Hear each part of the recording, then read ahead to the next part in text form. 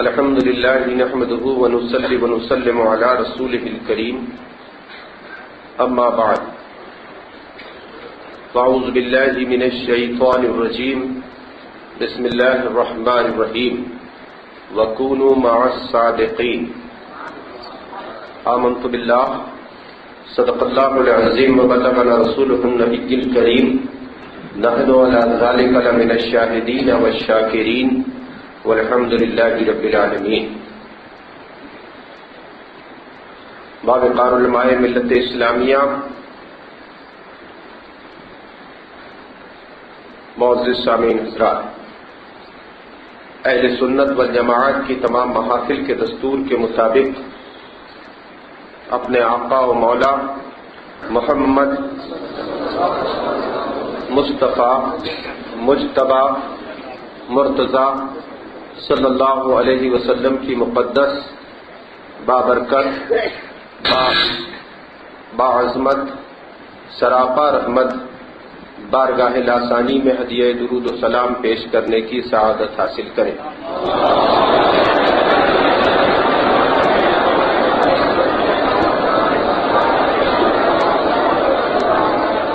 اللہ رب محمد صلی اللہ علیہ وسلم وعلی ذبیہ وآلہ ابد الدہور وکرما۔ حضرات، خطیب و امام مسجد حاضہ نے اس فقیر حقیر کو گفتگو کے لیے مدعو فرما دیا۔ میری اپنی خواہش و تمنا یہ تھی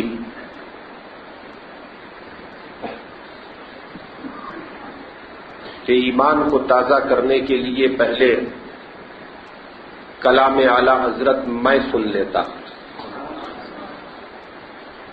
مگر موصوف نے جب اس فقیر کو مدعو کر دیا، وقت کی نزاکت کو دیکھتے ہوئے تو میں اعلی حضرت فاضل بریلوی رضی المولا تبارک و تعالی کے کلام کے چند اشعار تحت میں خود پڑھ لیتا ہوں۔ امام اہل سنت ارشاد فرماتے ہیں، اور یہ وہ کلام ہے کہ جس کلام کے اوپر میرے مرشد برحق تاجدار اہل سنت پیشوائے امت نور الاسلام والمسلمین حضور پر نور سرکار سیدنا مفتی اعظم محمد مصطفیٰ رضا خان علیہ رحمت و رضوان مجدد معت حاضرہ کو وجد آ گیا تھا۔ فرماتے ہیں، یا رسول اللہ چمک تجھ سے پاتے ہیں سب پانے والے، میرا دل بھی چمکا دے چمکانے والے، برستا نہیں دیکھ کر ابر رحمت، بدوں پر بھی برسا دے برسانے والے، مدینے کے خطے خدا تجھ کو رکھے، حج کا مہینہ ہے نا، مدینے کے خطے خدا تجھ کو رکھے، غریبوں فقیروں کے ٹھہرانے والے۔ اور پھر عقیدے کی بات کرتے ہیں اعلیٰ حضرت کہ تو زندہ ہے واللہ تو زندہ ہے، میری چشم عالم سے چھپ جانے والے، رضا نفس دشمن ہے دم میں نہ آنا، رضا نفس دشمن ہے دم میں نہ آنا، کہاں تم نے دیکھے ہیں چندرانے والے۔ امام اہل سنت فاضل بریلوی کا کلام اگر آپ اٹھا کے دیکھیں گے تو یہ جو مقطع ہے اعلیٰ حضرت کا کہ رضا نفس دشمن ہے دم میں نہ آنا، اللہ کی قسم زہد کی راہ اختیار کرنے والے قیامت تک اعلیٰ حضرت کی اس للکار کو نہیں پوچھ سکتے۔ صرف ایک شعر اعلیٰ حضرت کا جہنمی کو جنتی بنانے کے لیے کافی ہے۔ رضا نفس دشمن ہے دم میں نہ آنا، کہاں تم نے دیکھے ہیں چندرانے والے۔ میں نے جو قرآن کی آیت کی تلاوت کا شرف حاصل کیا، وَكُونُوا مَعَ الصَّادِقِينَ، اور سچوں کے ساتھ ہو جاؤ۔ اللہ تبارک و تعالیٰ نے اپنے بندوں سے فرمایا اور سچوں کے ساتھ ہو جاؤ۔ وَكُونُوا مَعَ الصَّادِقِينَ۔ اور قرآن نبی کے زمانے سے لے کر، زمانہ آج بھی نبی کا ہے، مگر جس زمانے کی بات ہم کر رہے ہیں وہ زمانہ تھا کہ جس زمانے کی تمنا میں اس شاخ مصطفیٰ یوں کہتے ہوئے نظر آتے ہیں، جو ہم بھی ہوتے وفا کے گلشن، لپٹ کے قدموں سے لیتے بترن، مگر کریں کیا نصیب میں تو یہ نامرادی کے دن لکھے تھے۔ میں اس زمانے کی بات کر رہا ہوں حضرات۔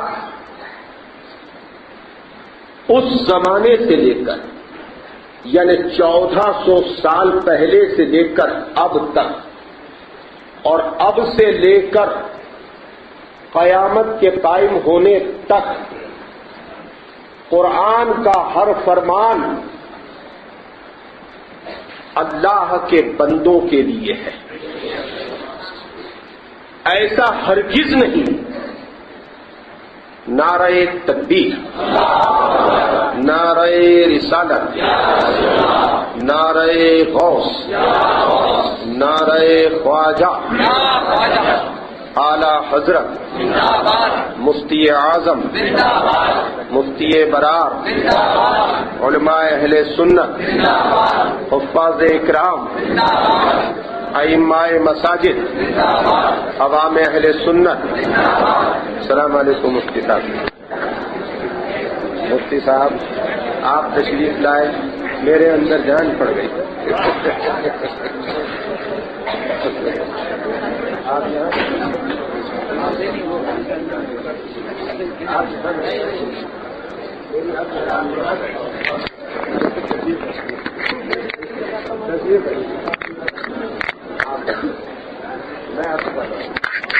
آپ سب کی خوشی ہے مفتی صاحب یہاں بیٹھے؟ سبحان اللہ، سب کی تمنا پوری کرنا ثواب ہے۔ مفتی صاحب کو ثواب مل گیا اور عالم کی تعظیم کا ثواب تمہیں مجھے سب کو مل گیا، دونوں فائدے میں، یہ بھی اور ہم بھی۔ درود پاک سنائیے۔ اللہ رب محمد صلی اللہ علیہ وسلم وعلی ذبیہ وآلہ ابد الدہور وکرما۔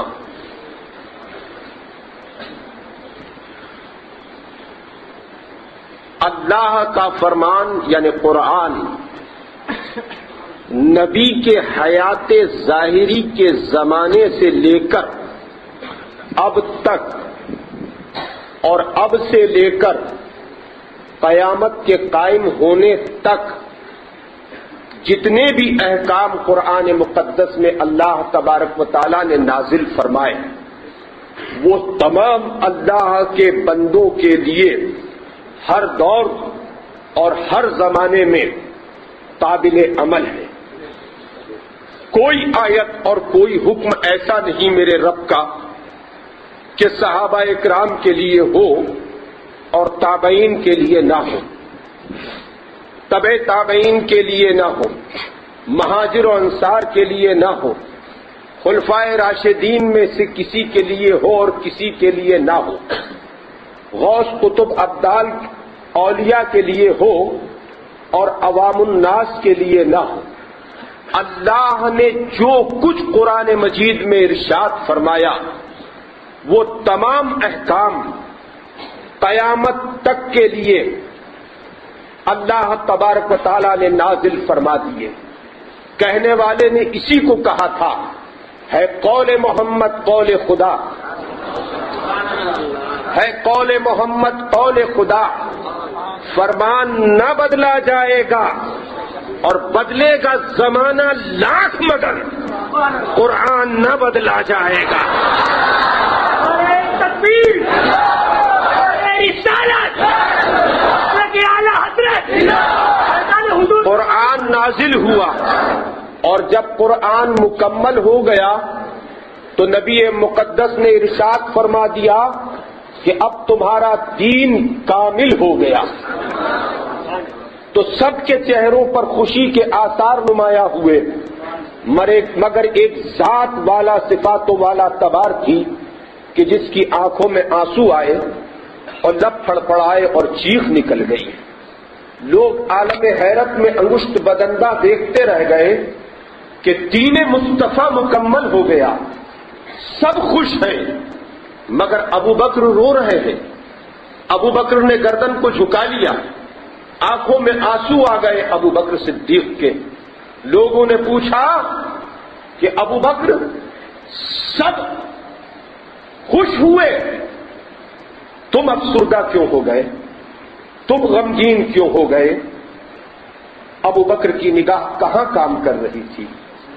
ارشاد فرمایا، مجھے دین مصطفیٰ کے مکمل ہونے پر رونا نہیں آیا، رونا اس بات پر آیا ہے کہ اب دین مصطفیٰ کا مکمل ہو گیا تو مصطفیٰ کا کام دنیا میں ختم ہو گیا، نبی کا کام دنیا میں ختم ہو گیا، اب نبی ہمارے بیچ سے چلے جائیں گے، بظاہر رخصت ہو جائیں گے۔ یہ نگاہ تھی ابو بکر کی کہ کسی کی نگاہ نہ گئی، ابو بکر کے ذہن کی پرواز وہاں پہنچی جہاں کسی کے ذہن کی پرواز نہ پہنچی۔ قرآن مکمل ہوا، صحابہ اکرام نے قرآن کو جمع کیا تختیوں پر، اور جب قرآن جمع ہو گیا، جس نے جو آیت نبی کے منہ سے لبھائے اقدس سے سنی تھی، جس کی موجودگی میں جو قرآن کی آیت لے کر جبرائیل علیہ السلام حاضر ہوئے تھے اور نبی نے اس آیت کی تلاوت کی تھی، اس نے اس آیت کو بیان کیا، شان نزول بیان کیا گیا، قرآن کی تفسیر بیان کر دی گئی، صحابہ اکرام کے بیچ قرآن تختی پر آ گیا۔ عمر فاروق اعظم کے دور کے بعد عثمان غنی کا دور آیا، قرآن اور آپ کے اوپر آ گیا، مگر قرآن اللہ کا کلام ہے۔ اسی کلام الہی کے لیے میرے نبی نے ارشاد فرمایا تھا کہ بعض وہ ہوں گے کہ پڑھیں گے مگر حلق سے نیچے نہیں اترے گا۔ یہی وہ قرآن ہے جس کے لیے رب کائنات نے ارشاد فرمایا، ہدی للمتقین، ہدایت ہے متقیوں کے لیے، ہدی للناس، ہدایت ہے سب کے لیے، سب کے لیے ہدایت ہے، متقیوں کے لیے بھی ہدایت، اور جو متقی نہیں ہے ان کے لیے بھی ہدایت، مومن و مسلمان کے بھی لیے ہدایت، مرتد و کافر کے لیے بھی ہدایت۔ قرآن سب کے لیے ہدایت ہے۔ جب میرے رب نے ارشاد فرما دیا ہدی للناس، تو بات ختم ہو جانا چاہیے تھی، بات ختم ہو جانا چاہیے تھی، مگر مصطفیٰ نے ارشاد فرمایا کہ بعض وہ ہوں گے کہ پڑھیں گے مگر گلے سے نیچے نہیں ہوں گے، گلے سے نیچے نہیں اترے گا۔ پتہ کیا چلا کہ قرآن بے شک ہدایت ہے، قرآن بے شک ہدایت ہے، مگر اس کے لیے ہدایت ہے جس کے لیے میرا رب چاہے، جس کے لیے میرا رب چاہے۔ اب آپ دیکھیے، آج کی گفتگو میری ایسی گفتگو ہوگی انشاءاللہ تبارک و تعالیٰ، یہ علماء اکرام موجود ہیں، بالخصوص مفتی برار موجود ہے، ان کی موجودگی میں، کہ اگر آج کی گفتگو آپ حضرات نے میری یاد رکھی تو انشاءاللہ تبارک و تعالی آپ اپنے ایمان کو بچا کر لے جائیں گے.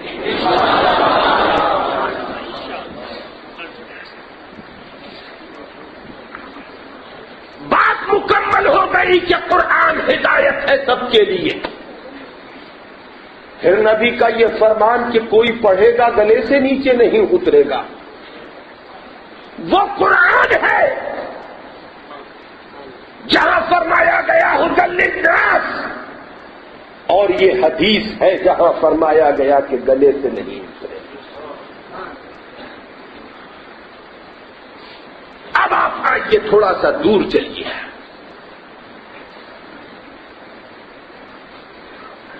وہ فرشتوں کو درس دینے والا جس کی جناب میں لوگوں فرشتوں نے زانوئے ادب طے کیے، ذرا اندازہ لگائیے کہ جبرائیل علیہ السلام کے علم کا عالم کیا ہے، کہ جبرائیل علیہ السلام پوری زمین اور زمین کے 7 طبقات، آسمان یعنی 7 آسمان اور آسمانوں کے حالات، جنت دوزخ، حتیٰ کہ تحت الثری تک، حتیٰ کہ سدرۃ المنتہا تک جو کچھ ہے، حضرت جبرائیل علیہ السلام عین الیقین اور حق الیقین کی منزلوں پر ہے. جبرائیل نے سب اپنی آنکھوں سے دیکھا ہے،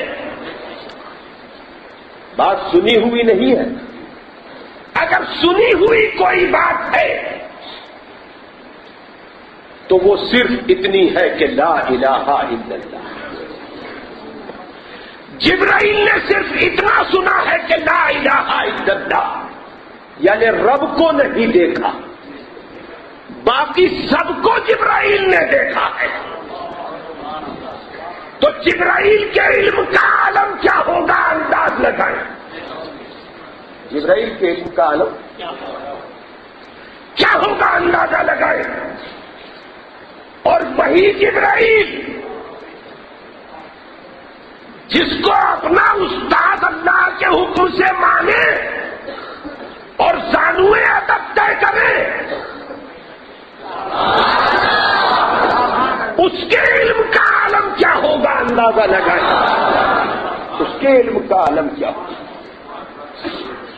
پھر وہ اتنا بڑا عالم کہ بڑے بڑے فرشتے اس کے حضور میں زانوئے ادب طے کریں. وہ اتنا بڑا عالم کہ بڑے بڑے فرشتوں کو وہ درس دے. وہ اتنا بڑا عابد کہ پوری دنیا میں ایک رائی کے دانے کی برابر جگہ نہیں ہے کہ جہاں اس نے سجدہ نہ کیا. دیکھو آج کی گفتگو ادھوری چھوڑ کر مت جانا، بہت اہم گفتگو کر رہا ہوں. یہ گفتگو کام آئے گی آپ. یہ میری تمہید ہے جسے آپ سن رہے ہیں. اتنا بڑا عابد اور اتنا بڑا مجاہد کہ جب اجنہ کو اللہ تبارک و تعالیٰ نے دنیا میں بھیجا اور اجنہ نے شر و فساد دنیا میں پیدا کیا، پھر انہی کی قوم سے اللہ تبارک و تعالیٰ نے ہدایت کے لیے اپنے بندوں کو بھیجا، تو اجنہ نے اللہ کے بھیجے ہوئے ان بندوں کا قتل کر دیا جو جناتوں کی ہدایت کے لیے، اجنہ کی ہدایت کے لیے جنات اللہ تبارک و تعالیٰ نے بھیجے، اپنے مقربین بھیجے. اجنہ اتنے شر و فساد پر تھے کہ ان کا بھی قتل کر دیا. تب اللہ تبارک و تعالیٰ نے اسے بھیجا جو فرشتوں کا استاد تھا، اور اس نے آ کر اجنہ کے ساتھ جہاد کیا. اور ایسا جہاد کیا کہ اس نے پہاڑ کی چوٹیوں تک اور گفاؤں تک اجنہ کو دوڑا کر مارا، قتل کیا اس نے. ایسا مجاہد تھا یہ، اور زہد اس کا بے مثال تھا، تقویٰ اس کا بے مثال تھا، پرہیزگاری اس کی بے مثال تھی. کوئی شک نہیں اس کے علم میں، کوئی شک نہیں اس کے عمل میں، کوئی شک نہیں اس کے تقوی میں، کوئی شک نہیں اس کی پرہیزگاری میں، کوئی شک نہیں اس کی عبادت و ریاضت میں، کوئی شک نہیں اس کے مجاہدے میں. تمام اوصاف سے آراستہ تھا وہ، تمام اوصاف سے آراستہ تھا وہ. مگر جب میرے رب نے اسے آدم کے پتلے کے سامنے سجدہ کرنے کا حکم دیا تو میرے رب نے اس سے پوچھا کہ تو نے سجدہ کیوں نہ کیا؟ تو اس نے آدم سے اپنا تقابل کیا کہ یہ خاک سے بنا، میں آگ سے بنا. اس نے اپنے آگ سے بنے ہونے پر غرور کیا، اس نے اپنے علم پر غرور کیا، اس نے اپنے زہد پر غرور کیا، اس نے اپنے تقوی پر غرور کیا، اس نے اپنی پرہیزگاری پر غرور کیا. بس سجدہ نہ کرنے کی بنیاد پر نہیں، بلکہ اس کے غرور کی بنیاد پر اللہ نے اسے رانے درگاہ کر دیا، جنت سے نکال دیا اسے. اب آپ آئیے، میں آپ سے پوچھتا ہوں، شیطان سے زیادہ علم کسی کا ہو سکتا ہے؟ شیطان سے زیادہ عبادت کوئی کر سکتا ہے؟ شیطان سے زیادہ مجاہدہ کوئی کر سکتا ہے؟ شیطان سے زیادہ زہد کوئی اختیار کر سکتا ہے؟ ایک زبان ہو کر سب یہ کہہ دیں گے کہ ہرگز نہیں کر سکتا. یہ میری تمہید. اب آگے کی طرف بڑھیے. قرآن مکمل ہو گیا، مگر کسی نے قرآن کو سمجھا اور کسی نے قرآن کو نہیں سمجھا. تو قرآن کو سمجھنے کے لیے احادیث طیبہ کا سہارا لیا گیا. احادیث طیبہ کا سہارا لیا گیا. اب قرآن اور احادیث طیبہ کا سنگم ہو گیا. اب قرآن اور احادیث مبارکہ کا سنگم ہو گیا. پھر قرآن کی جو آیتیں اللہ تبارک و تعالیٰ نے نبیوں کے لیے نازل فرمائی، لوگوں نے ان آیت مقدسہ کو عوام الناس کے لیے جاننا شروع کر دیا، اور عوام الناس کے لیے جو آیتیں نازل فرمائی ان کو انبیاء علیہ السلام کی طرف منسوب کر دیا. جب گمراہی پھیلنے لگی تو تفسیر کی ضرورت پڑی. قرآن کی آیات مقدسہ کے شان نزول کی ضرورت پڑی.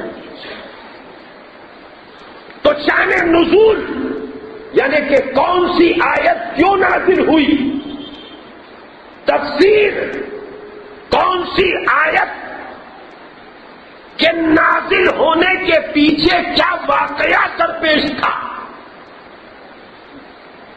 محدثین نے اور مفسرین نے اس کو جمع کیا.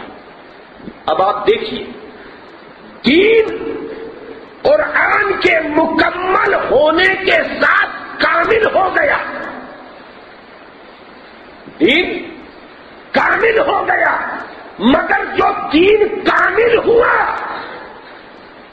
وہ مصطفیٰ کے لیے کامل تھا. یہ ایک باریک نقطہ ہے، یہ ایک باریک نقطہ ہے. اگر مصطفیٰ چاہتے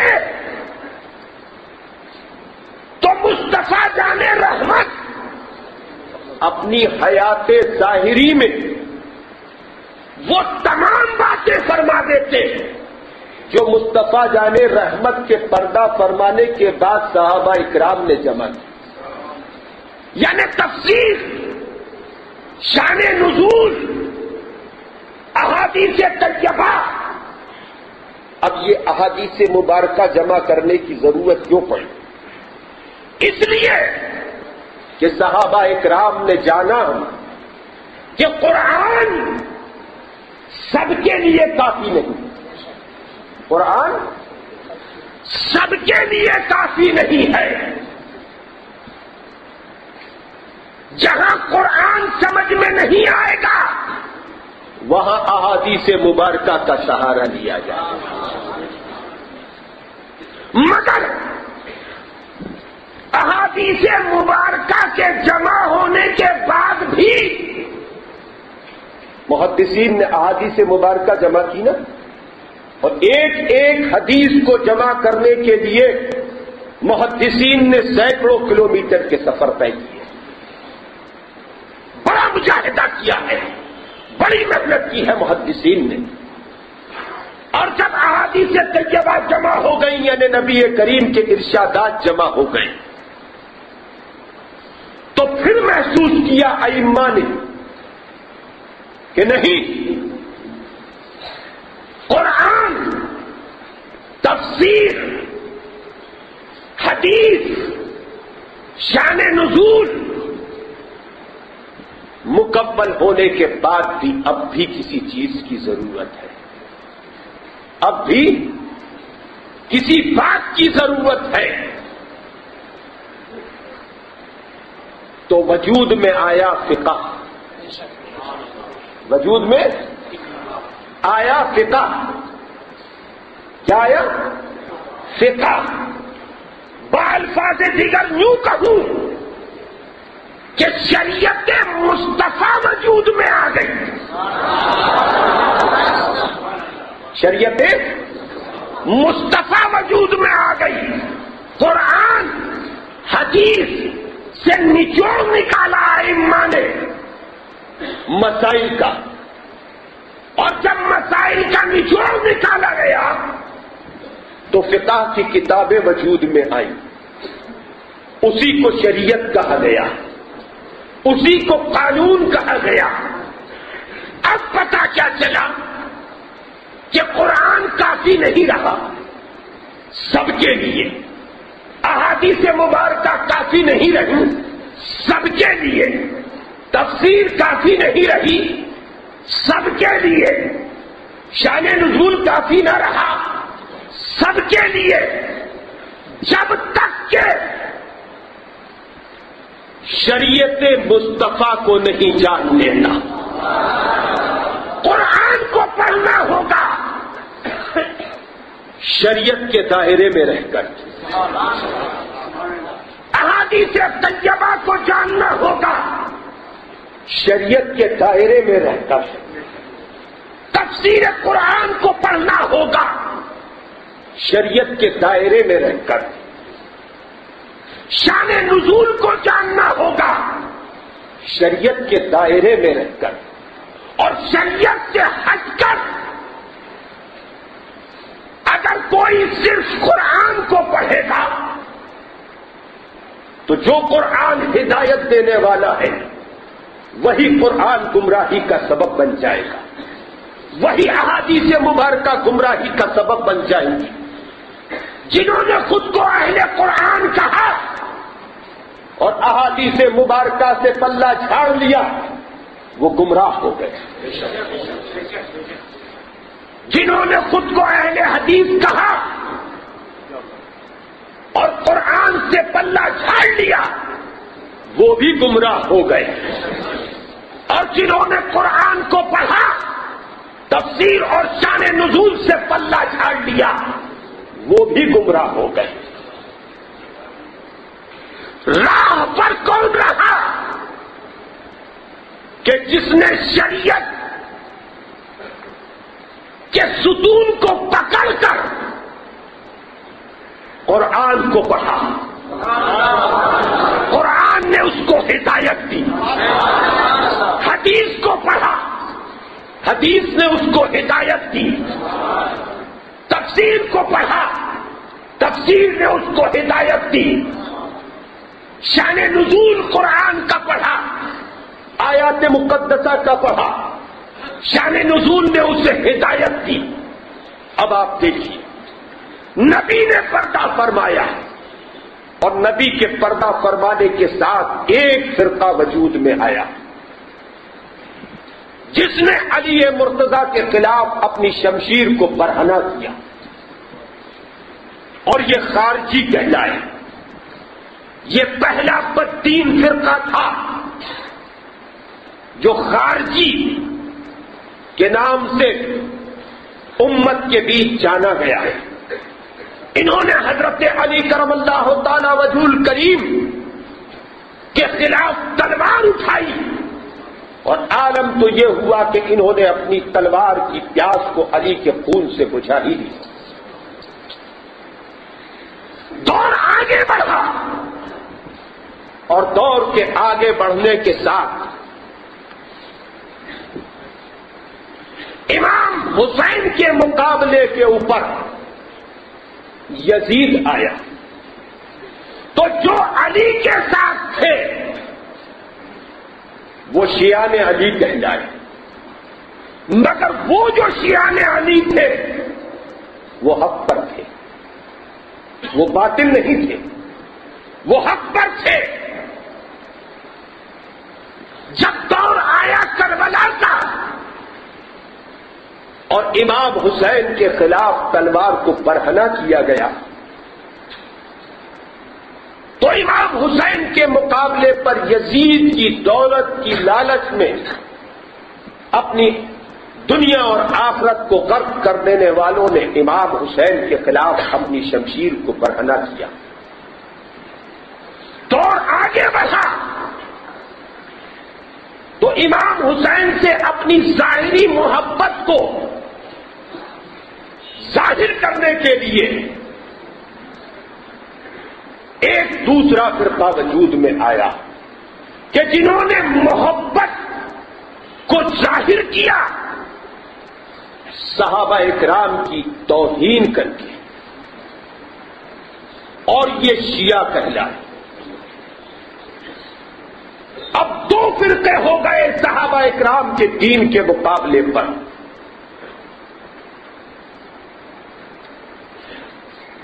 ایک خارجی اور ایک شیعہ، اور جیسے جیسے دور آگے بڑھتا چلا گیا ویسے ویسے دین کا علم حاصل کرنے والوں نے دین کو اپنی عقل کے ساتھ اور اپنے مزاج کے ساتھ ترتیب دینا شروع کر دیا۔ یعنی دین میں ان کے مزاج کے خلاف اگر کوئی بات تھی تو اس میں انہوں نے آسانی پیدا کر دی، اور ان کے مزاج کے مطابق کوئی بات تھی تو اس میں انہوں نے شدت اختیار کر لی۔ آہستہ آہستہ دین مصطفیٰ کی شکل کو یہ تبدیل کرتے گئے، اور نئے نئے فرقے وجود میں آتے چلے گئے۔ خیال رہے، قرآن، حدیث، فقہ، ان میں سے کسی ایک کو اگر چھوڑ دیا جائے تو کوئی صحیح دین کو نہیں سمجھ سکتا، مصطفیٰ کے دین کی حقیقت اور مصطفیٰ کے دین کی گہرائیوں کو نہیں سمجھ سکتا۔ جتنے بھی فرقے وجود میں آئے وہ سب اسی لیے وجود میں آئے کہ رضا نفس دشمن ہے دم لینا۔ جب نفس غالب آیا تو دین تبدیل کر دیا گیا، دین کو مزاج کے مطابق ڈھالنا شروع کر دیا گیا۔ لوگوں کی واہوائی کو حاصل کرنے کے لیے، لوگوں کی جھوٹی تعریف حاصل کرنے کے لیے دین کے اندر تبدیلیاں پیدا کرنے۔ خیال رہے، وہ یہودی اور نصارا تھے جن کا فتویٰ، جن کے علماء کا فتویٰ امیروں کے لیے اور ہوا کرتا تھا، غریبوں کے لیے اور ہوا کرتا تھا۔ جس جرم پر امیروں کو بخش دیا کرتے تھے تاوان لے کر، اسی جرم پر غریبوں کو قتل کر دیا کرتے تھے۔ سب سے پہلے یہودی اور نصارا نے اپنے نبیوں کی شریعت کو تبدیل کیا۔ جب نبیوں کی شریعت تبدیل ہو گئی تو دین اصل دین نہ رہا۔ امیروں کو دیکھ کے فتویٰ اور جاری ہوا، غریبوں کو دیکھ کے فتویٰ اور جاری ہوا۔ میں تمہید سے گزر رہا ہوں۔ پتہ کیا چلا کہ دولت نے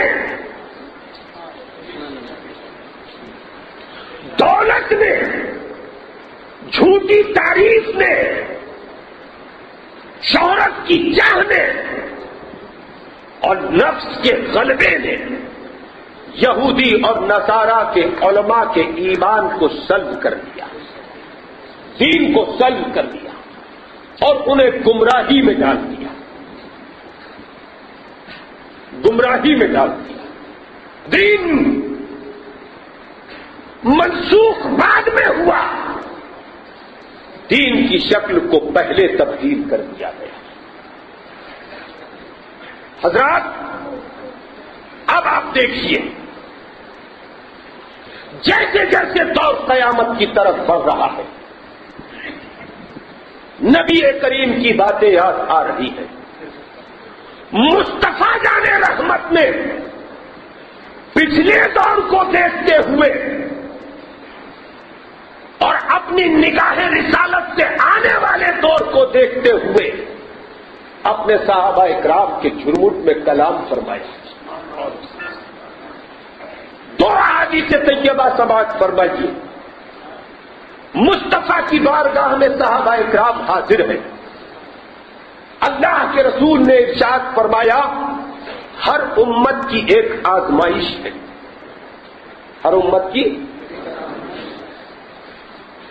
اور میری امت کی بھی ایک آزمائش ہے۔ صحابہ اکرام نے عرض کیا، یا رسول اللہ، ہم آپ کے امتی ہیں، آپ کے امتیوں کی آزمائش کیا ہے؟ تو اللہ کے رسول نے ارشاد فرمایا کہ میری امت کی آزمائش دنیا ہے۔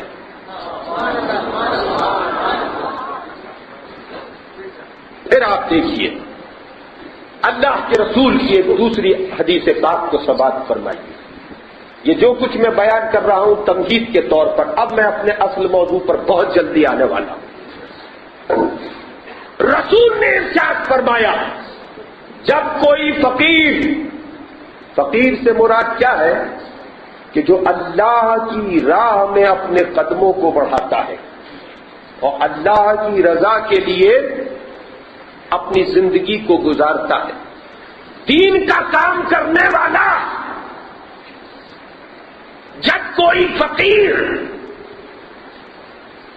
کوئی اللہ کی راہ کو اختیار کرنے والا کسی امیر،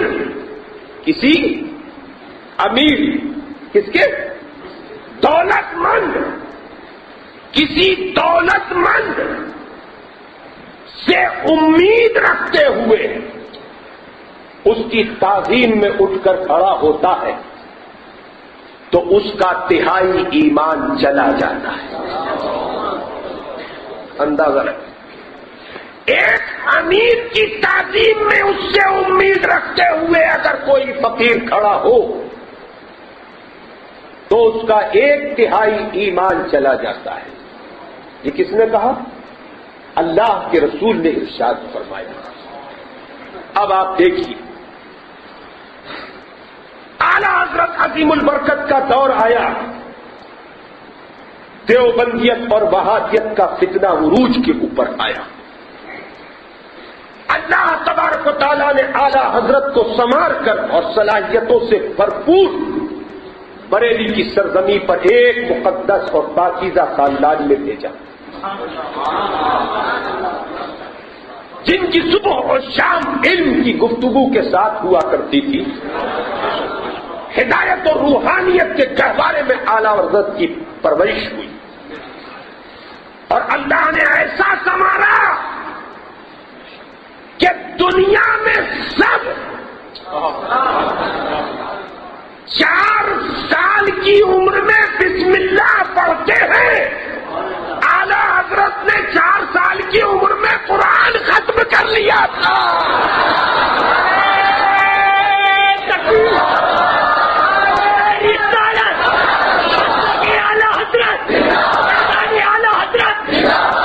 حضور مفتی اعظم طریقت حضور جمال العلماء، عشق احمد، عشق محمد، احمد عشق محمد، اور 9 سال کی عمر میں اعلیٰ حضرت نے عربی کی پہلی تصنیف قرآن کے، عربی کی پہلی تصنیف قوم کے حوالے کر دی، اور 14 شعبان کو 14 سال کی عمر میں اعلیٰ حضرت نے جوانی میں قدم رکھا، اور جس دن جوانی میں قدم رکھا اسی دن پہلا فتویٰ تحریر فرما دیا۔ یہ تیزی تھی، سب کچھ جلدی جلدی ہونا تھا، اس لیے کہ کام بہت کچھ کرنا تھا۔ دیوبندی اور وہابیت کا فتنہ ہندوستان سے لے کر حجاز کی سرزمین تک سر اٹھا رہا تھا۔ نبی کریم کی حیات کا انکار کیا جا رہا تھا، اور کوئی یہ نہ سمجھے کہ اعلیٰ حضرت کے دور میں اللہ کے رسول کی حیات طیبہ کا انکار کیا گیا۔ سب سے پہلے اگر اللہ کے رسول کو معاذ اللہ رب العالمین مر کر مٹی میں مل گیا اگر کسی نے کہا ہے تو وہ حجاج بن یوسف تھا، تبع تابعین کے دور میں حجاج بن یوسف تھا جو عمر فاروق اعظم کی عراقیوں کے لیے برے کی دعا کے سبب اللہ تبارک و تعالیٰ نے عراق کے اوپر نازل فرمایا تھا۔ عمر فاروق اعظم نے دعا کی، اور عمر فاروق اعظم کی دعا کو بد نہیں کہہ سکتے، وہ دعا تھی، اور اس دعا کے سبب اللہ تبارک و تعالیٰ نے حجاج بن یوسف جیسے ظالم کو عراق کی سرزمین کے اوپر نازل کیا تھا، اور کوفہ میں اس نے سلطنت کی، اور پہلی بار اس نے نبی کریم کی تربت اقدس کے سامنے کھڑے ہو کر نبی کریم کو معاذ اللہ رب العالمین گستاخانہ کلمات کے ساتھ یاد کیا۔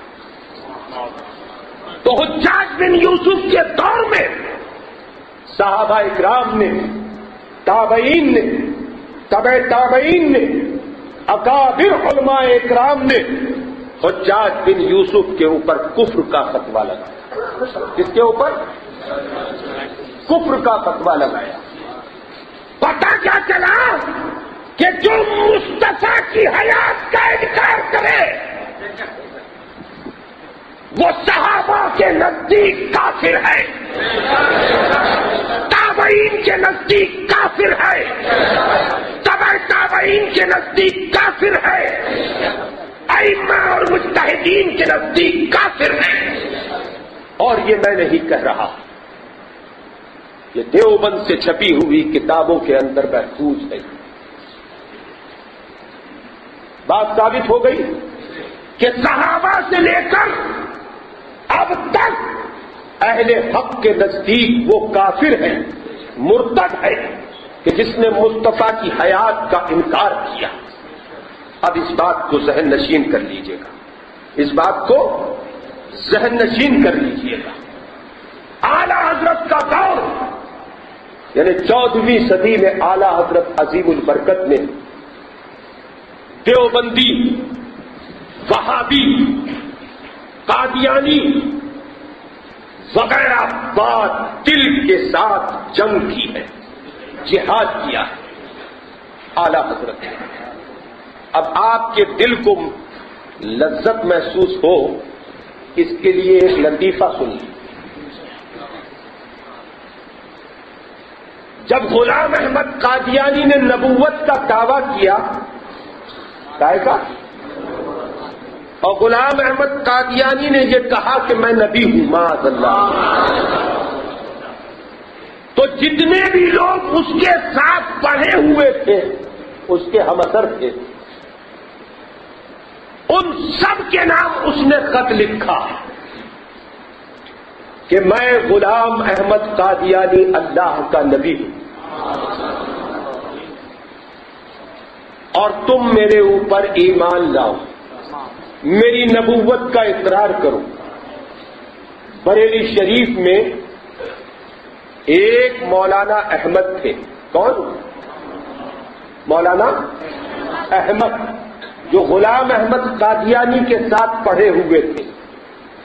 ان کے پاس بھی خط آیا غلام احمد قادیانی کا، اور اس نے لکھا مولانا احمد میں اللہ کا نبی ہوں، میرے اوپر ایمان لاؤ، میرے اوپر ایمان لاؤ اور میری نبوت کا اقرار کرو۔ مولانا احمد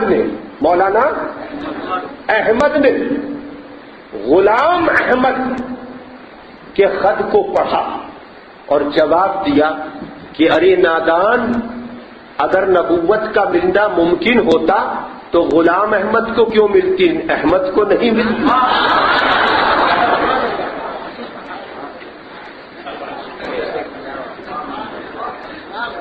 غلام کو کیوں ملتی؟ دور میں لوگوں نے اپنے اپنے انداز پر باطل کا رد کیا اور جواب دیا۔ اعلی حضرت کو فرصت نہ تھی کہ سر اٹھاتے، قلم چلتا تھا، کتابوں کا مطالعہ کرتے، بس دو کام تھے اعلی حضرت کے، نمازوں کے ساتھ، وظائف کے ساتھ صرف دو کام کہ کتابوں کا مطالعہ اور کتابوں کی تصنیف۔ عوام الناس سے اعلیٰ حضرت ملاقات نہیں کیا کرتے تھے، اور جمعے کے دن اکابر علماء کرام، جس میں سر فہرست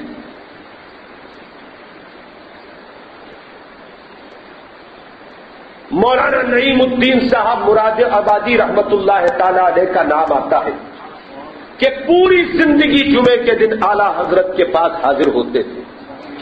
محدث سورتی پیلی بھیتی ہر جمعے کو اعلیٰ حضرت کے پاس حاضر ہوتے تھے اور اعلیٰ حضرت سے درس حاصل کیا کرتے تھے۔ اب آپ دیکھیے، یہ اعلیٰ حضرت کے دور پر میں نے تھوڑی سی نظر ڈالی۔ جب دور آگے بڑھا اور مجدد معاد کے حاضرہ سرکار مفتی اعظم کا دور آیا، تو جو کچھ اعلیٰ حضرت نے بند کمرے میں کیا تھا، اپنی سیرت و زندگی میں ڈھال کر سرکار مفتی اعظم نے گھروں گھر وہ سب پہنچا دیا، اور حق اور باطل کے بیچ خط امتیاز کھینچ دیا اور بتا دیا کہ دیوبندیت، وہابیت، قادیانیت اور نام نہاد اہل حدیث یہ ہے، اور اہل سنت والجماعت یہ ہے۔ میں اب بھی تنقید سے گزر رہا ہوں، اصل گفتگو میری آپ لوگ سنیے گا۔ یہ زندگی میں پہلی بار میں نے تقریر کی ہے کہ جس کی تمہید کو 1 گھنٹہ ہو گیا، تمہید کو 1 گھنٹہ ہو گیا۔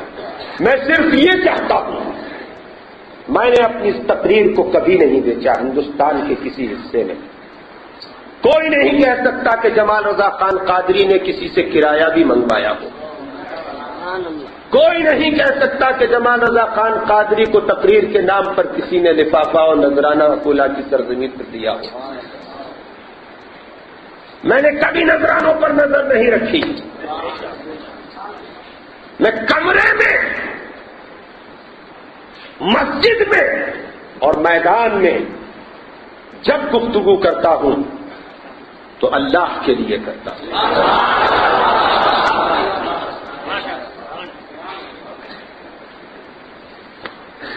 کون دیتا ہے دینے کو بھول چاہیے،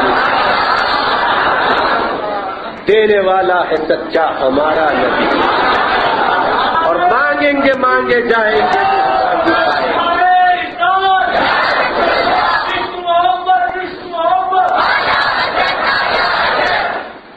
مانگیں گے مانگے جائیں گے، منہ مانگی پائیں گے. سرکار میں نہ لا ہے نہ حاجت اگر کی ہے. ارے مست صورت کے گنجے کی تصویر بنے ہوئی چیز پر ہم کیا نگاہ بگاڑیں گے؟ ارے ہم وہ ہیں اللہ تبارک و تعالیٰ کی توفیق سے اور مرشد برحق کی جوتیوں کے صدقے میں کہ ہم اپنی بولی کے بدلے اللہ سے دنیا میں اپنی مغفرت طلب کر لیں گے. مصطفیٰ کی شفاعت کبریٰ حاصل کر لیں. بات ضمن نکل آئی. میری خواہش یہ رہتی ہے کہ لوگوں کو ہدایت حاصل ہو جائے. میری گفتگو کو سننے کے بعد لوگ حق اور باطل کو جان لیں اور سمجھ لیں.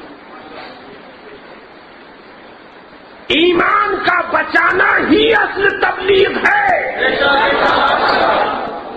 ایمان کا بچانا ہی اصل تبلیغ ہے. نماز کا پڑھوا دینا تبلیغ نہیں ہے، روزے کا رکھوا دینا تبلیغ نہیں ہے، حج کا کروا دینا تبلیغ نہیں ہے، زکات کا ادا کروا دینا تبلیغ نہیں ہے. ارے کلمہ لا الہ الا اللہ پڑھا ہے، کسی نے کلمہ پڑھ کے ایمان کو قبول کیا ہے تو اس کے ایمان کو بچا لینا ہی تبلیغ ہے. بات سمجھ میں آئی نا؟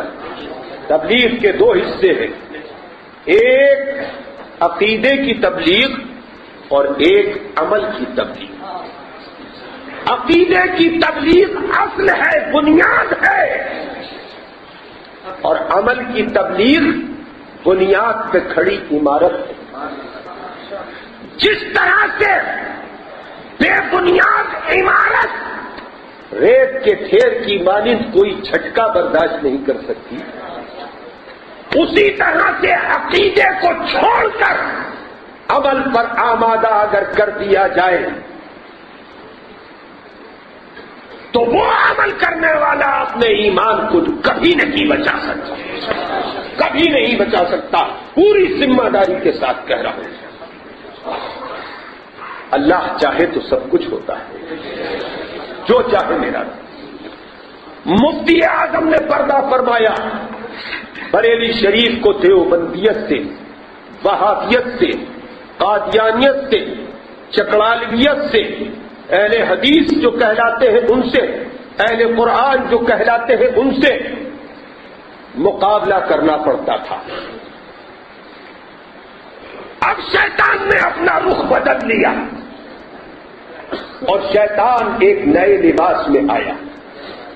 جب علماء بریلی نے دیوبندیت کی پہچان کرا دی، وہابیت کی پہچان کرا دی، قادیانیت کی پہچان کرا دی، اہل حدیث جو کہلاتے ہیں ان کی پہچان کرا دی، اہل قرآن جو کہلاتے ہیں ان کی پہچان کرا دی، گمراہ لوگوں کی پہچان کرا دی، تو شیطان نے اپنا نائب ایک نئی شکل میں پیدا کیا، ایک نئی شکل میں پیدا کیا. پاکستان کی سرزمین کے اوپر ایک شخص اٹھا اور اس نے سیرت النبی پر، اعلی حضرت کی سیرت پر زبردست خطابات قوم کے سامنے کیے. قوم اس کی گرویدہ ہو گئی اور اس کے جلسوں میں ہزاروں کی تعداد میں لوگوں کا ازدحام جمع ہونے لگا. جب اس نے یہ دیکھا کہ اب پاکستان کے مسلمانوں کے اوپر میرا مکمل قبضہ ہو گیا، تب اس نے اپنی نقاب کو ہٹایا، نقاب کو ہٹایا.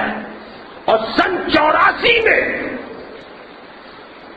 جب اس کی نقاب ہٹی تو پاکستان کے اکابر علماء اکرام نے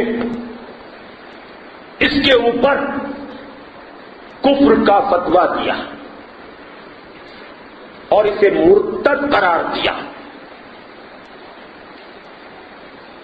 2000 کے بعد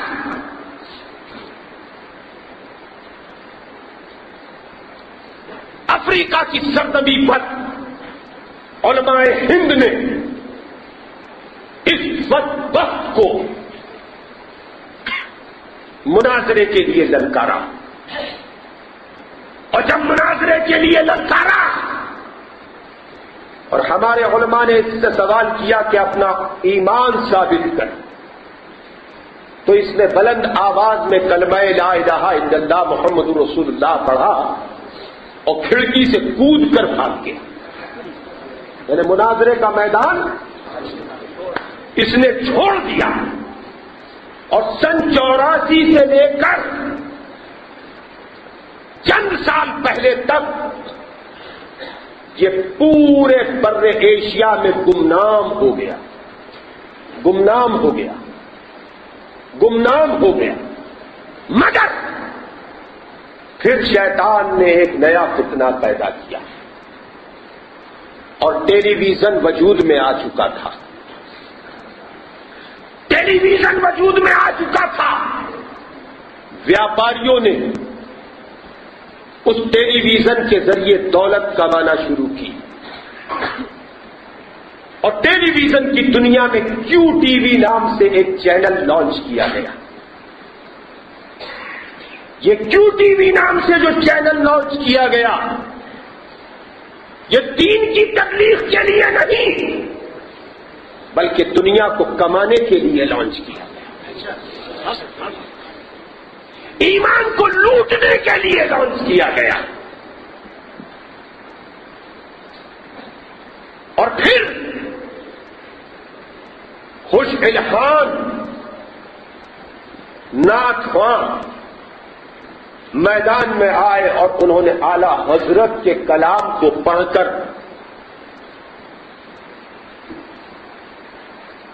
کیو ٹی وی کے اوپر قوم کو متاثر کیا. ذرا آپ دیکھیے شیطان کیسا فریب میں مبتلا کر رہا ہے. شیطان اعلی حضرت کا کلام پڑھا گیا، اعلی حضرت کی بات ہوئی، اعلی حضرت کی تعریف ہوئی. شروعات کیو ٹی وی کی یہاں سے کی گئی. خیال رہے پورے ہندوستان پاکستان میں یہ شہرت ہو گئی کہ کیو ٹی وی پر بڑی اچھی آواز میں نعتیں پڑھی جاتی ہیں، کیو ٹی وی کے اوپر مسائل بتائے جاتے ہیں، کیو ٹی وی پر علماء تقریریں کرتے ہیں، کیو ٹی وی پر قرآن پڑھنا سکھایا جاتا ہے، کیو ٹی وی پر ہماری مشکلوں کے جوابات دیا جاتے ہیں. سب سے زیادہ جو کیو ٹی وی کی طرف متاثر کوئی فرقہ ہوا ہے تو اہل سنت والجماعت ہے. اہل سنت والجماعت. دیوبندیوں نے دیوبند میں، سہارنپور میں، میرٹھ میں کیو ٹی وی کا شدت کے ساتھ رد کیا. کیو ٹی وی اب جب بریلویوں کے ذہن و فکر کے اوپر کیو ٹی وی چھا گیا تو ہم فقیر مفتی اعظم کے کتے تمہیں جگاتے رہے مگر تم سوتے رہے. سونا جنگل رات اندھیری چھائی بدری کاری، سونے والے جاگتے رہیو چوروں کی رکھوالی ہے۔